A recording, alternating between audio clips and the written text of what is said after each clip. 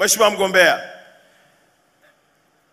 napenda kujikumbusha, na kumbukumbu ndio njia sahihi ya kumfanya mtu asipotee anapokwenda. Wakati serikali yako inapiga mahesabu makubwa ya kupata faida kupitia bandari yetu ya Dar es Salaam, nchi nzima ilipiga kelele na wana mitandao waliongea vya kuongea na kukatisha tamaa, wakisema maneno mabaya ili usiamini katika ndoto uliokuwa nayo. Lakini kwa sababu wewe ni injinia wa uchumi uliyepiga mahesabu vizuri, leo nataka niwaambie wana Dar es Salaam na Watanzania kwa ujumla, hasa watumiaji wazuri wa mitandao ya kijamii, wale ndugu zangu wa Twitter, mtandao wa X, Instagram pamoja na Facebook, ili tukubaliane kubishana kwa matokeo. Daktari Samia kabla hajaweka uwekezaji mkubwa wa bandari yetu ya Dar es Salaam, iko na uwezo wa kupokea mzigo tani milioni 18. Bandari ya Mtwara iko na uwezo wa kupokea mzigo tani 590,000 na bandari ya Tanga iko na uwezo wa kupokea mzigo tani 890,000. Ameangalia wapi ambako akiweka nguvu atapata matokeo ya haraka na kufanya haya yote yaliyoelezwa na ndugu yangu Aweso na yale yanayofanywa na kakaangu Miguru, kuhakikisha kila wizara inapata pesa ili wananchi apate maendeleo. Akagundua lango la bandari ni moja ya lango muhimu la kuwekeza ili aweze kupata matokeo ya haraka. Takwimu zinaonyesha kwa uwekezaji wake ametutoa kwenye tani milioni 18 kwenye bandari yetu ya Dar es Salaam kutupeleka kwenye tani milioni 27. Bandari ya Mtwara ametutoa kwenye tani 590,000 ametupeleka kwenye tani milioni 2,500,000. Bandari ya Tanga ametutoa kwenye tani 800,000 ametupeleka kwenye tani milioni 1,300,000.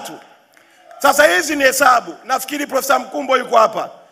Ukiwa mbishi sana kwenye maisha, jifunze hesabu. Na kama hujui hesabu, ni mara 10 ukala chips ukalala, kwa sababu hutaweza kupiga hatua ya maendeleo yote yale. Sasa twende kwenye pesa. Tumetoka kwenye bilioni 800 kwa mwaka, Daktari Samia ametuingiza kwenye trilioni 2 kwa mwaka. Sasa nakuuliza wewe unayependa kuongea kwenye mtandao, hizi pesa zaidi ya trilioni 1.2 ulitaka Daktari Samia aziache? Tungepata wapi ya maji anayoeleza ndugu yangu Aweso? Tungepata wapi hizi barabara anazosema ndugu yangu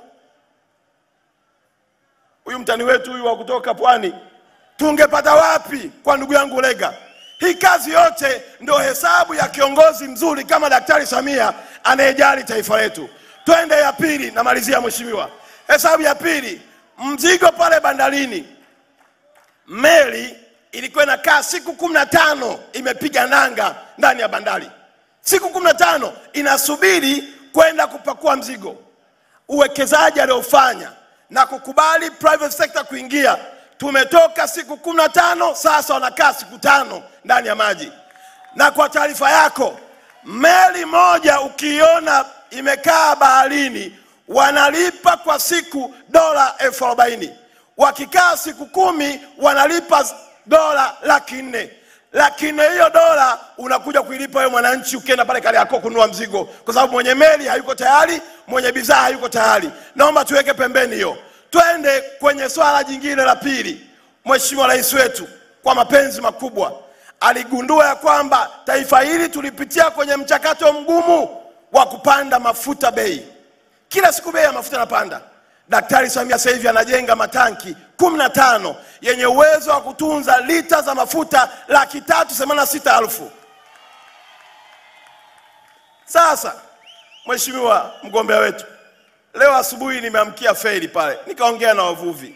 Nikamwambia hivi, Daktari Samia asingeweka jitihada zake kuhakikisha tuna umeme wa uhakika, nyinyi mnaouza kwenye bucha samaki sisi ingeharibika?